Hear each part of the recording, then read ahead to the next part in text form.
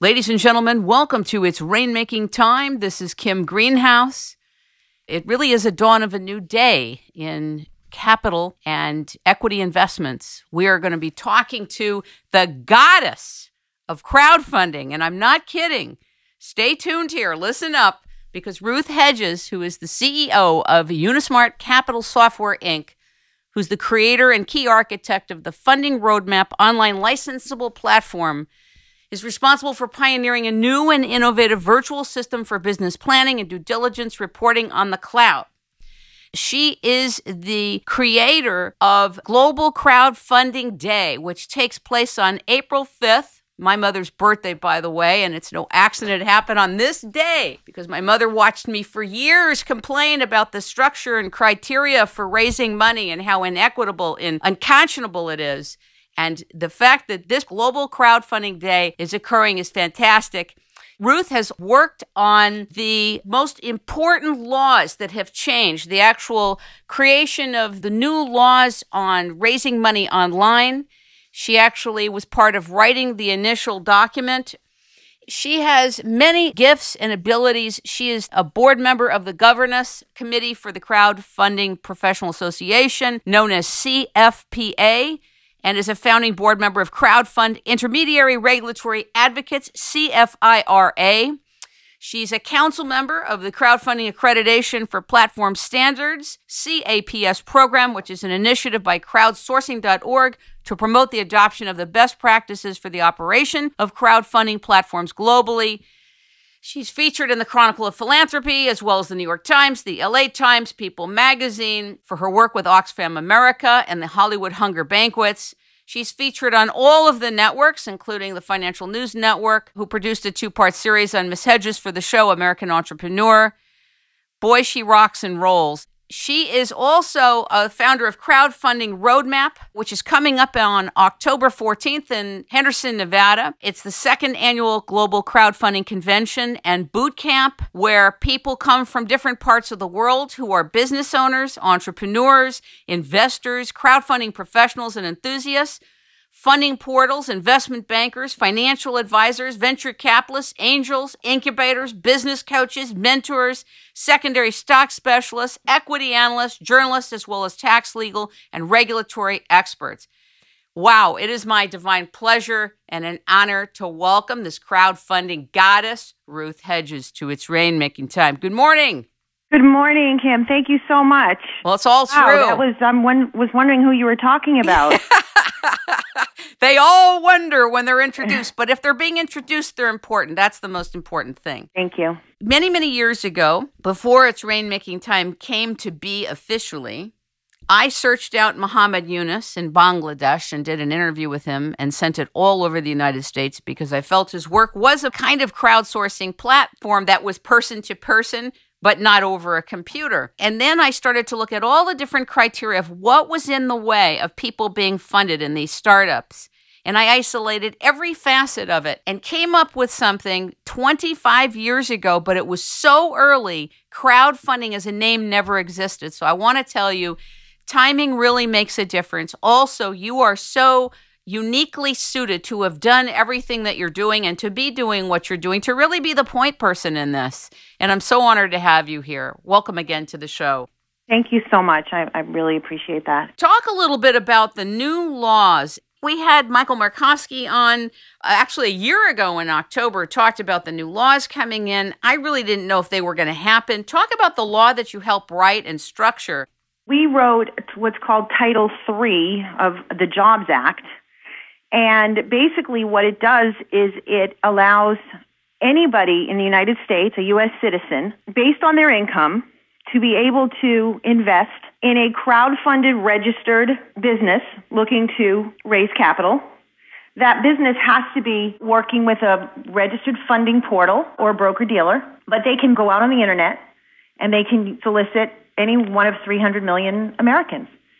And this is really, a game changer because up until this point, you had to be an accredited investor. You had to go to an angel. You had to go to a VC. You had to go to a bank. You had to have credit and collateral and assets and all kinds of other things. And now, as soon as the SEC and then FINRA completes the rulemaking and the procedure on how this is all going to be facilitated, any entrepreneur who has a U.S. corporation will be able to go to a funding portal and list their offering as long as they meet the requirements of disclosure. And any registered American who's willing to go through the disclosure of their income, Social Security number, driver's license, all that kind of stuff, will then be able to invest in startups and established businesses that are offering to sell equity in their company in a way we've never done before.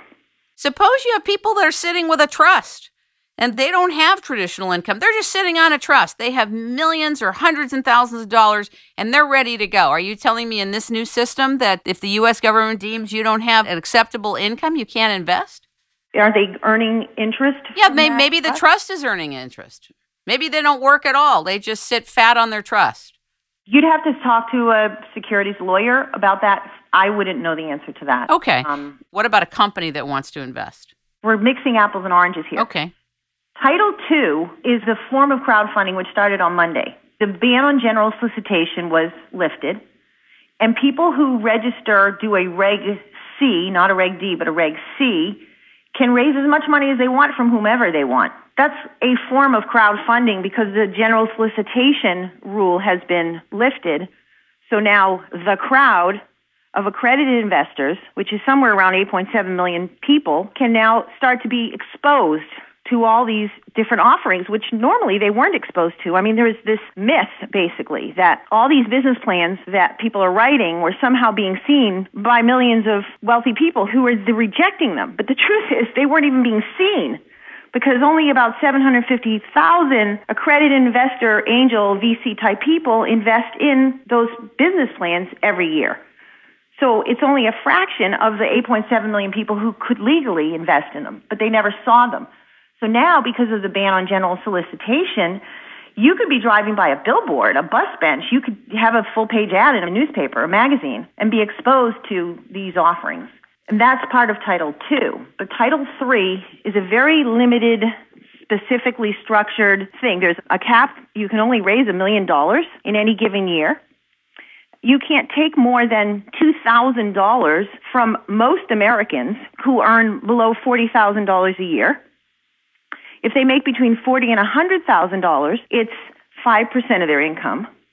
And the most that you can take from any of the wealthiest people in the United States, even a Bill Gates, is $100,000. What do you think about that, Ruth, honestly?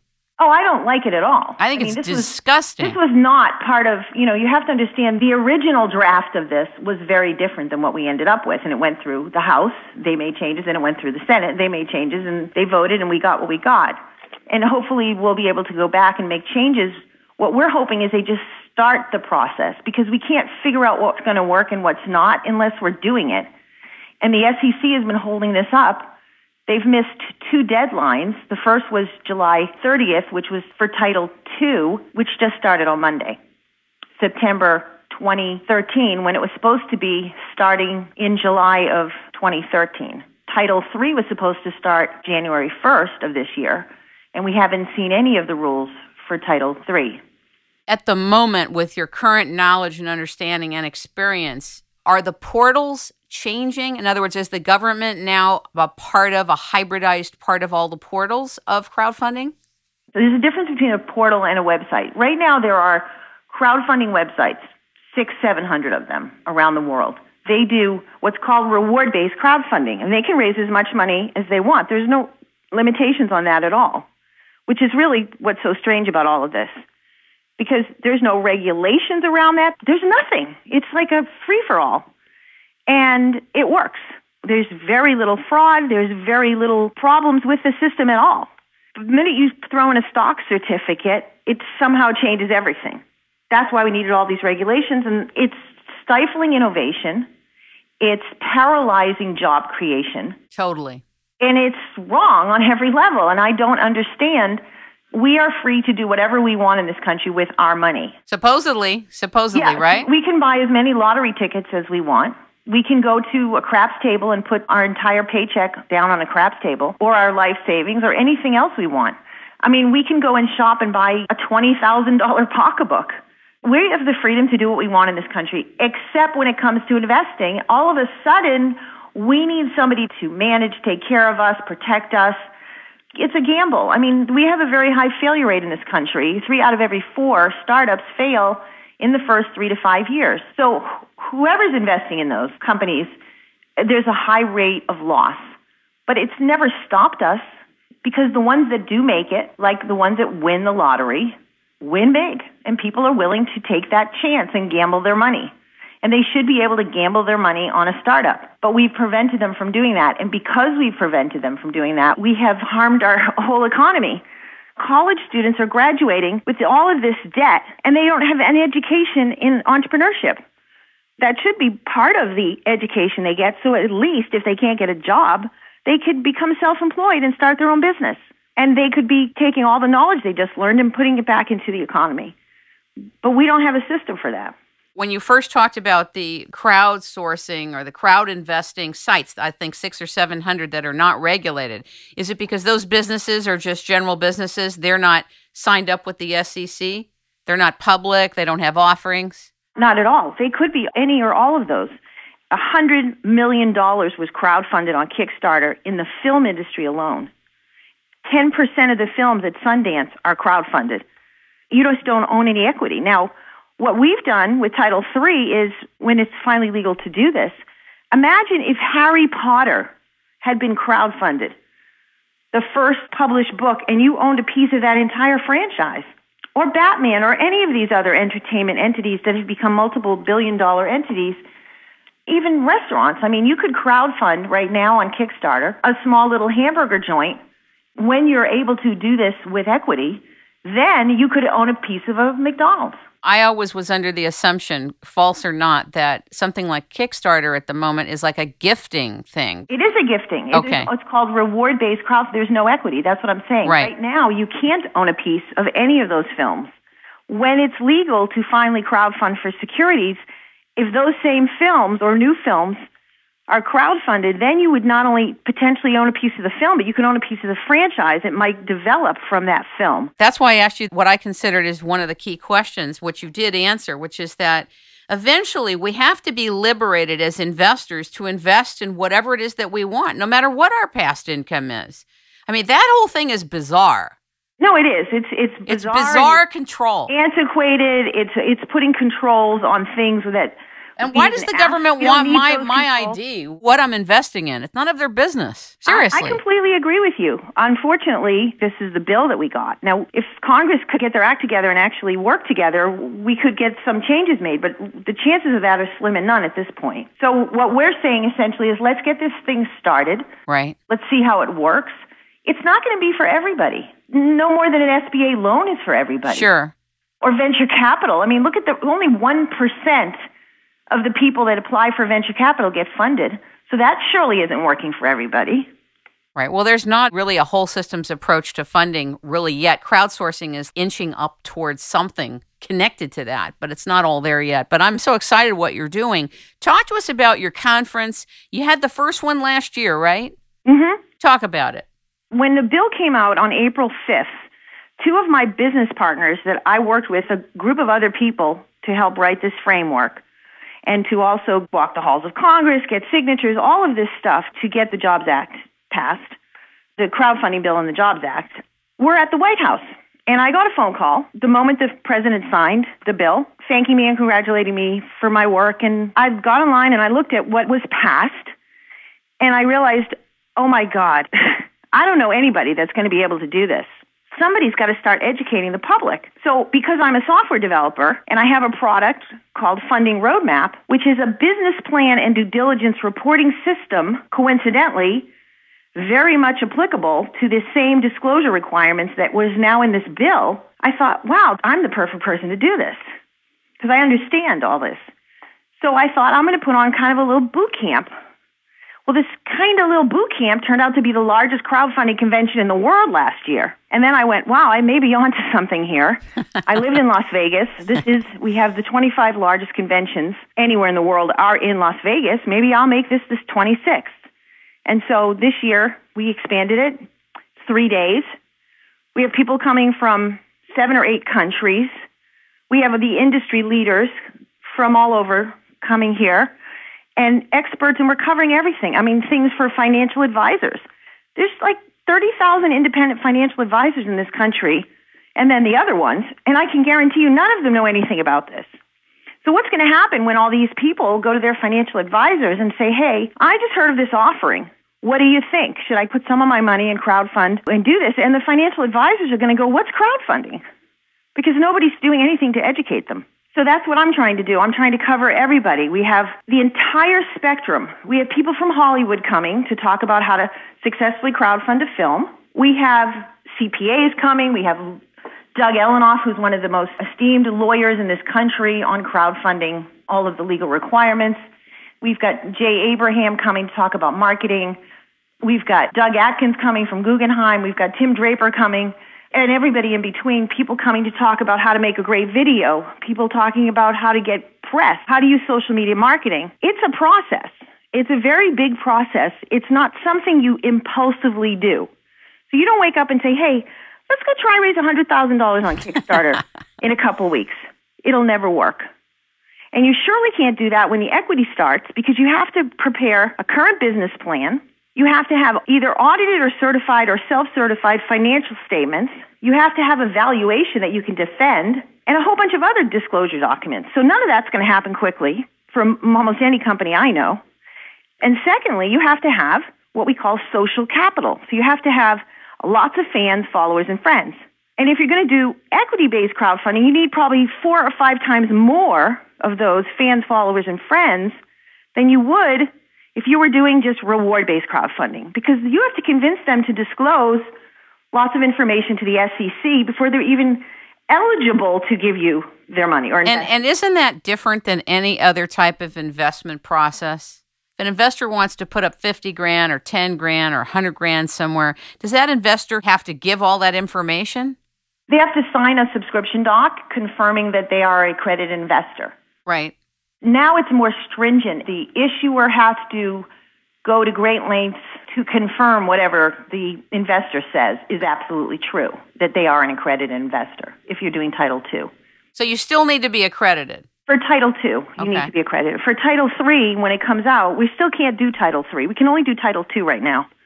We can't do Title III, which is the one applicable to 300 million Americans, because the SEC is panicked, like beyond belief, that somehow all these people are going to get ripped off, and they have to do everything they can to protect them.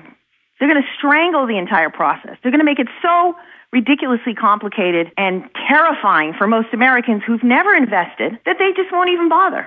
That's exactly my concern, and that is exactly what's disturbing about this. And the devil really is in the details, right? Mm-hmm. Exactly. But again, most Americans will only legally be able to invest anywhere from $2,000 to $5,000 in any 12-month period anyways, because that's already in the bill. So what are they afraid of is what I'm saying. You know what I mean? Because you could come to Las Vegas and you could lose $2,000 on a bad vacation or anywhere in the country, or you could buy something you don't like and not be able to return it. I mean, that is not a life-changing amount of money. If you invested $2,000 in a startup and you lost that money, your life is not going to be ruined. Do you know that exactly people go bankrupt in this country because they get sick? No fault of their own. They end up in a hospital in this country, and more people go bankrupt from that experience than anything else combined. In your position and given everything you've been involved in and are doing right now and the past, I totally understand why you're like, okay, let's just get something started. I get that. The thing is, it reminds me a little bit of the medical package that was passed, and then people go, just put something in, and then we'll go back and try to change something. Do you honestly think that once the thing starts and there's a something to work with, that we're going to be able to go back in and impact the details of changes that actually keep people from getting involved? What I'm saying is, even if we can't change one thing, in the crowdfunding bill, it's still better than what we have now, which is, it's number one, 300 million, most of the people in this country are left out of an opportunity to put their money into an Instagram, a Facebook, a Twitter, a Microsoft, a Yahoo, or any of those. Did you ever see any of those business plans? No, never did. No, I never did. Most people in this country never get access to that kind of deals until they're public.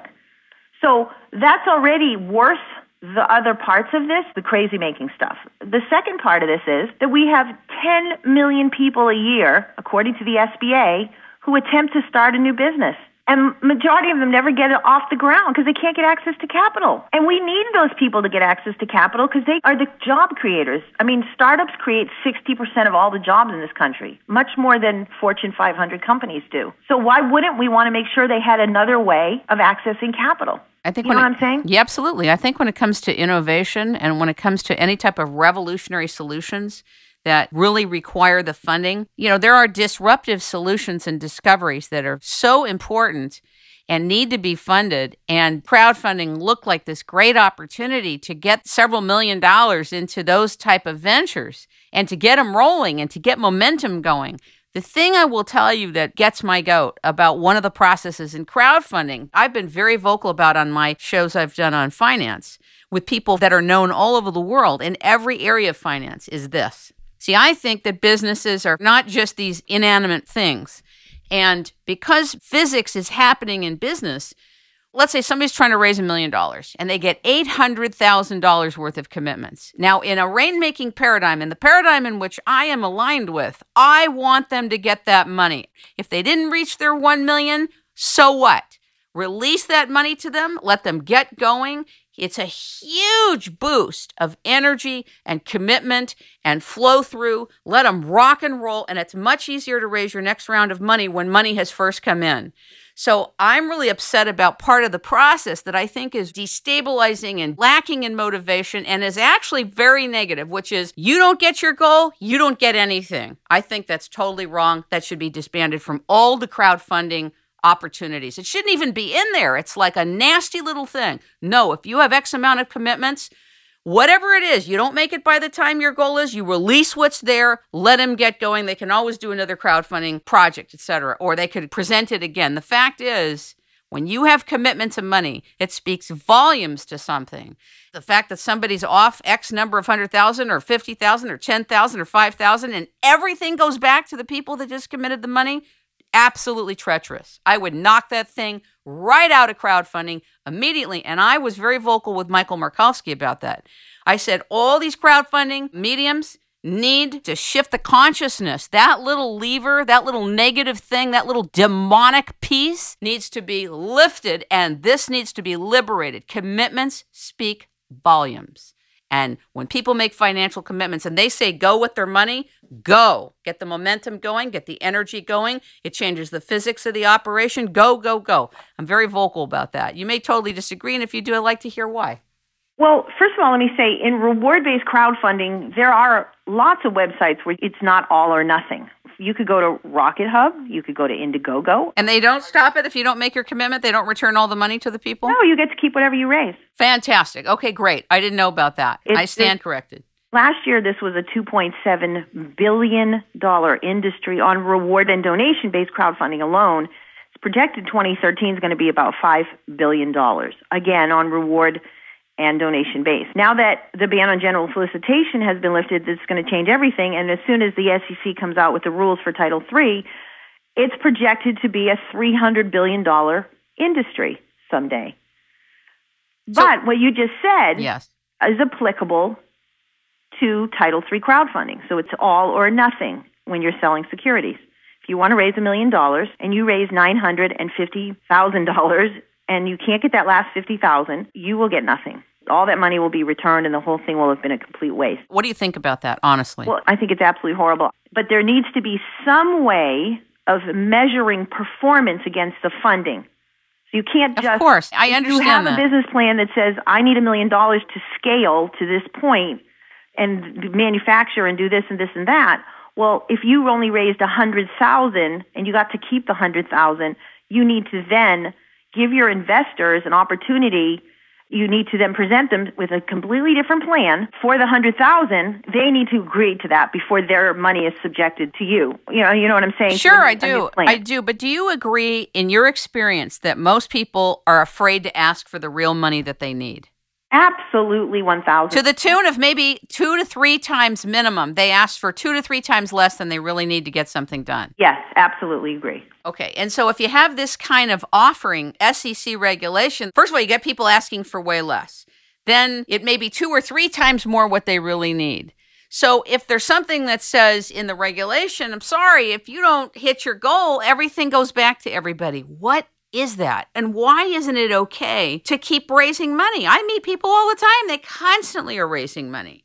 These are very good questions. Look, Kickstarter has a theory behind the model they built, and they only want all or nothing campaigns. They think that it makes for a higher quality of an entrepreneur. Not all these campaigns, by the way, on reward-based crowdfunding are even companies. You could have just a product. You could love to knit scarves, and you could be really good at knitting scarves, and you could have a few prototypes and say, look, I just want to crowdfund $5,000 because I want to take my little prototype and go to a manufacturer and see if, that kind of stuff goes on all the time on these crowdfunding sites. These people are just people. They're not even incorporated yet. Well, I think that's great. You might want to self-publish your book. You might need $5,000. You might be a struggling artist and you want to rent a studio so you could burn your first CD and you need $2,000. The majority of these reward-based campaigns are like $2,000, $3,000, $5,000. Very small amounts of money. We recommend that people try this in any event before they actually launch a big $1 million equity campaign. We recommend they go on one of these sites and just try the whole process, raise $5,000 or $10,000. Can you explain to the public the distinction between like a crowdfunding site, a website, and a portal? Because they feel like they're the same, but they're different, aren't they? Very different. So in the Jobs Act, the government defined the word funding portal as a legal registered entity on the internet that has to go through certain requirements established in the Jobs Act and the SEC and FINRA, which is what we're waiting on, some more of that stuff. Once they're registered, certified, blessed, then they can then represent the issuer and their offering to sell securities. These other sites, which are just websites with lots of campaign information, usually has it almost looks like a Facebook page with a video. Right. So it's a little description about you, and there's a chat space so you can start talking with people that are interested in potentially giving you money. And remember, there's no securities involved, so it's just reward-based where you might get a T-shirt or a baseball cap. If the guy is doing the CD, the music CD, he might give you a copy of it once he burns it so you can enjoy his music. So that's called reward-based. There's been over 1 million of those campaigns. Like I said, last year was $3.7 billion. The funding portal is an equity play, and they really need to understand the securities laws, where the other ones don't need to because it has nothing to do with their business model. How do funding portals make money then? They're going to get a percentage of every deal that goes through them? Well, this is a really good question because they're still waiting to figure that all out based on the rules that we're waiting on from the SEC. Ay, ay, ay. Mm-hmm. Ay, ay, ay. How do you, I'm going to say, deploy your patience, knowing what you've known for so long? How do you stay poised and calm during this? Well, they call me the pick and the shovel of the gold rush. That's what people say. Ruth, you're really smart because everyone needed a pick and everyone needed a shovel. Before they got to the water's edge to start mining for gold, you already got paid. And that's essentially what my model is. And I have the platform where all this information, your business plan, the video, even your crowdfunding campaign. So what is in a campaign? A description of what you're offering. You have to be able to market this offering in 30 days. So the whole campaign lasts about 30 days. So you have a very short period of time. If you don't meet your entire amount, then your campaign's shut down and you don't get any of the money. This is equity-based, correct? This is equity or a Kickstarter model. Okay. An all or nothing. Like on Kickstarter, it's usually 30. They might have the ability to go as much as 60 days. I don't remember on Kickstarter. But majority of crowdfunding campaigns, the funding has to happen quickly. It's almost like in the housing market where, if a house sits on the market too long, everybody goes, oh, there must be something wrong with this. So what we say is get 30% of the funds you're looking to raise already committed ahead of time. And so on the day you launch your campaign, all of those committed people come and flood your campaign with funding. And now all the strangers who don't know you at all see this campaign being funded and they go, wow, let me check this one out. This looks really cool. Look at all this money that just showed up today. So that's one thing. We also tell people they should have at least 4 people working through that 30-day period to help them promote their campaign. Definitely. That increases their success rate by 70%. Wow. How did you find out that? That's profound. Yeah. And 80% of all the money crowdfunded to date comes from one friend away from you. So you need to have lots of fans and followers and friends. You can't start this with, a Twitter account that has 50 followers on it and 5 Facebook friends and, you know what I mean? Yes. And no real email list. You also have to have a targeted marketing strategy. So if you're in the music business, you need to have all of that social media marketing built up around people who would want to invest in a music entity. Or, if you're a scientist and you have a pharmaceutical product that you're trying to get funding for, you don't want to have 5,000 followers on Twitter that would never invest in a pharmaceutical product. So this is why I'm saying this is not something you impulsively do. You have to have a whole plan and a strategy, and Crowdfunding Roadmap, my product, helps you create all of that. We walk you through the entire thing. There's a crowdfunding task and action plan. There's the crowdfunding report, which is what you would need to file with the SEC once they finally get their act together. There's a standardized business plan. There's a due diligence reporting system. There are performa financials with all the calculations built in. And there's even a place for you to store your video of a prototype of a product, maybe an interview with your management team. And then there's a repository, so you can upload articles of incorporation, bank statements, tax returns, anything that you might have to disclose for any form of funding. Who would go to the funding roadmap? These are all the people that are looking to raise money, correct? Correct. And that's at fundingroadmap.com? Yes, fundingroadmap.com or crowdfundingroadmap.com. They both go to the same direction. And how much does it cost? Is that there on the site? Or It's $99 for the crowdfunding roadmap a year. It's a subscription-based model. Very fair. And it's very fair. I mean, you can use this for PPM. So, for example, if you were going to go to a lawyer to have a private placement memorandum drafted for Yes. a registered offering, you're going to spend tens of thousands of dollars. But if you gave them access, is secure login and password to a filled-out funding roadmap or crowdfunding roadmap product, you could save thousands and thousands of dollars because they would be able to capture all this information directly out of the platform and then repurpose it into a PPM a lot faster, quicker, and more completely because of the amount of information that's in there. I have a very wild question for you. Mm-hmm. Regulation D. There's a lot of people that really were frustrated with the regulations of the SEC. And so a lot of people started to do these Regulation D offerings because you could raise, $1 million without having to go through the SEC. Then there was a little bit of backlash about Regulation D, but I think Regulation D reminds me a little bit like, even though it's an investment offering, it reminds me of reward-based crowdfunding in the sense that you could go to anybody. They didn't have to be accredited investors. What do you think of Regulation D offerings? I am not a lawyer or a securities lawyer. Right. And so I don't like to speak publicly about anything like that because I don't want people to use my information to make decisions on any of this stuff since that's not my thing. With that being said and respected, do you have any feeling about Regulation D if you think it was a good structure to have been created? Again, like I said, this is not my area of expertise. I hear you. So I don't really want to get into I got it. Okay. What do you think about Ben Strahan, partner at Perkins Cole, the international law firm, who thought that just because crowdfunding is being opened up doesn't mean there'll be more investors necessarily rushing to invest in startups? Is that skeptical of them? Why would they say that? It's bizarre. Well, so there's a lot of people that are creating fear. They're creating conversations around fraud. They're creating conversations around the fact that this is not a viable process or procedure. They want to control the money. I mean, let's call a spade a spade. Exactly. 99% of the world's wealth is controlled by 1% of the people on this planet. That's wrong. We can't sustain that type of greed. It is crippling every single economy in the world. It's not working, people. I mean, definitely not. It's not working. You can't expect people.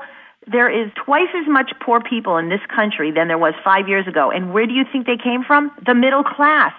Totally get it. This is not working on any level. Capitalism wasn't made to divide us. It was supposed to connect us. It was supposed to give everyone a fair shot at having the American dream. And we have crippled it. We've destroyed it because of a bunch of greedy people. And greedy regulations and inequitable regulations. Well, those greedy regulations come out of lobbyists who are controlled by wealthy people. We don't have a say in those rules. We don't march and encourage the government to create that nonsense because it's not in our best interest. it's in the best interest of a very small percentage of very, very wealthy people who just keep getting wealthier, and the middle class just keep getting poorer. Do you remember Dr. Muhammad Yunus's Grameen Bank? Yes, very much. You know, when he went to the Bangladeshi government to start Grameen, he said, look, I want to liberate the whole area of lending. And when he did that, he had his own structure and criteria for things, but he had to sign whatever he had to sign with them. Are you familiar with what happened to him now? No, I don't. Well, I think it's useful just to bring it up because the devil really is in the details. So that's why I think that we all, including you, the goddess of crowdfunding, we need to stay vigilant and on top of this. He got Grameen going. They gave him the Nobel Prize in 2006. I interviewed him in 2003 in December. I sent that interview all over America, and every radio station turned me down for that interview, by the way. So he builds it to a $2 billion organization. Right. He starts Grameen Energy, Grameen Telecommunications. He has the Nobel Prize. He's speaking all over the world. And 18 months ago, the government of Bangladesh said to him, look, you're too old. Get the hell off the bank. You're out. Kicked him out of his own bank. What? And they're sitting with $2 billion of Grameen's funds. Wow. And got away with it. So that's why I say to you, I'm not a pessimist at all. I say to you that it's very important that we stay vigilant on the devil and the details, and that the details of this, even though I'm going to come to your conference and celebrate, and I'm already telling people about it, not just with this show, on the social media networks, they should come.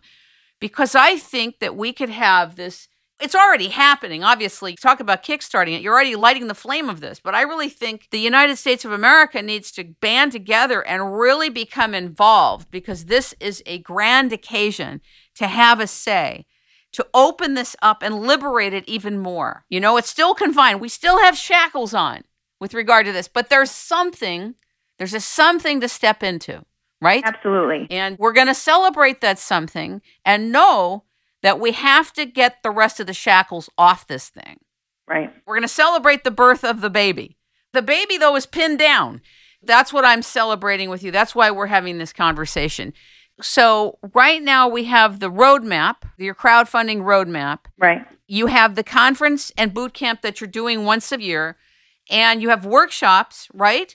When are you giving these workshops for people? I know obviously it's going to be at the conference and boot camp, but I mean, after that's done, if people want to call you and have workshops in their area, will you fly out to do those workshops? Yes. Or do they come to together. you? I have another partnership. It's called crowdu.us.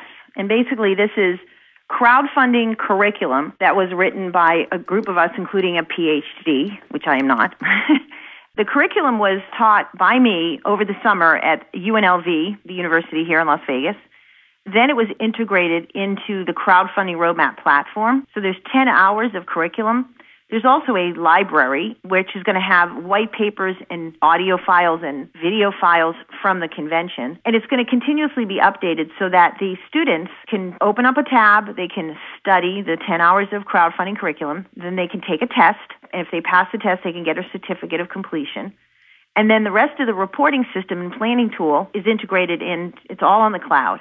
We're going to be creating a big marketing campaign to put this platform to do it yourself, or you can use it in a classroom. All over the country, we want CPA firms to train their CPAs. We want, like I said, financial advisors. We want universities to integrate this in the 2,500 entrepreneurship courses.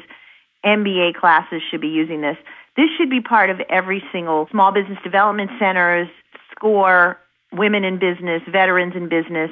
You're really talking about integrating it as part of the central nervous system of everything finance and business. Yes. I got you. Now, I happen to know a little something about your past that you told me. You told me that you are a chef, that you have gone to a wonderful school. It's just kind of sweet to know this about you because you're still cooking. You are still cooking, but you're cooking up very big things in crowdfunding, and your kitchen is huge. And I can't wait to get to Nevada to talk to you about the kitchen and see what else may be needed in the kitchen or wanted in the kitchen. Can you talk a little bit about you? It's just kind of flavorful to hear. Sure. I come from a long family of entrepreneurs. My great-grandfather came over from Ellis Island and started hanging wallpaper with my grandfather, who had nothing more than an 8th grade education. And my grandfather looked at his father and said, you know, There's no money in hanging wallpaper. The money's in selling the wallpaper. So he opened up, when he got older, a small little paint and wallpaper store, which turned into the second largest wallpaper distributor on the East Coast for many, many years, like 45 years. My parents went into that business. My aunts and uncles, everybody worked in that business. And I learned how to be an entrepreneur at a very young age. But my passion was cooking. I actually started a catering business at 15. And then I went off to the Culinary Institute of America and graduated. And I left New York and went to California. I worked with Wolfgang Puck for a year at a restaurant before he started Spago. Interesting. And then I started my own catering business at a private girls' school called Westlake School for Girls, Of which course. I ran. I borrowed $1,000 from my parents, and I built this large company which had 12 employees, and I did all kinds of things. I did a dog funeral. I did box lunches for the Revlon Corporation at the Super Bowl. I did all kinds of things, but I learned how to be an entrepreneur, and I learned all these things that I am now being able to share in my experiences, my software, my technology, and my education, coaching, and everything that I do because of my experience in the culinary world. But I still love to cook. I mean, I absolutely love to cook. I just don't do it professionally anymore. Do you do it for your friends? Sure. In other words, I'm trying to find out, if I get up there, do I get one of your professionally no, that would be negative. I will be negative. You'd be deluged. Managing a major convention for 3 days. I will not be cooking. Of course not. Of course not. But I may come up again and try. I can always try. Just show up at the hotel. But anyway, I think it's kind of interesting to hear what somebody did before they got into something else. And you're still cooking, really, putting things together. Yeah, I mean, everybody says, that Alicia Keys song, "This Girl Is on Fire," that's me. Because I believe that this is a moment for all of us. This is that moment that we all say, why didn't I act on that moment? Well, now we can all act on that moment because this is a brand new industry. And there's an opportunity to be part of the cottage industry that's developing if you're a service provider. If you're obviously an issuer, if you're an entrepreneur looking to start a business and you were grappling with how was I ever going to access capital, well, now there's a whole new way for you to do it where you can control it and not the gatekeepers. You don't have to worry about bankers and VCs and angels anymore. Let's say you have an alumni. You're part of an alumni. You're part of a fraternity, a sorority, part of a temple, a church, millions of organizations, chambers of commerce. I mean, there is a crowd on every corner that we are all 1 degree away from. Some of those people are also unemployed. If you could compel people to gather together, launch a company together, the crowd gets even bigger. The ability to actually fund that entity becomes so much quicker and faster than anything else we've ever been able to do. Very, very exciting. And, the other thing I want to say, this is a very localized, this is not about exit strategies. There are always going to be the Instagrams. Instagram started 560 days later. It was bought by Facebook for $1 billion. Yes, those are wonderful stories. We'd all love that. But what I am excited about with crowdfunding is that it shows the best of our humanity. Because right now, people are crowdfunding with no equity at all. They're not expecting anything. They're just trying to support people's dreams. They're trying to support people's talent and people's innovation and creating things in their town that they need. For example, maybe they need a daycare, but the daycare is like a 30-minute drive, and then they're losing a lot of time in productivity and gas money and all this stuff. So they can gather together a bunch of parents and say, look, let's open one closer by for all of us. They don't need a banker to get in the middle of that and decide whether that entity exists on Main Street, USA. Now we can put whatever we want in our own cities and towns. And that's the most exciting part of this for me, how we can take the control back of this types of cities and towns and entities, products and services that we want to see and not that other boards decide should exist in this world. Ladies and gentlemen, you have been listening to Ruth Hedges, the CEO of Unismart Capital Software, Inc., the founder of fundingroadmap.com, crowdfundingroadmap.com, and globalcrowdfundingday.com. I hope that those of you who are listening will do what you can to be at the second Crowdfunding Roadmap Convention and Boot Camp at the M Resort Spa and Casino in Las Vegas, October 14th through the 16th. It's a momentous time in the history of funding and investments. And I'm so honored that you've given us the time this morning to talk with us and to share about this important moment in our history. And I hope to be able to align and work with you in whatever capacity is appropriate and meaningful to facilitate the true liberation of crowdfunding, not only in the United States, but worldwide. Thank you so much for being on It's Rainmaking Time. Thank you so much for inviting me.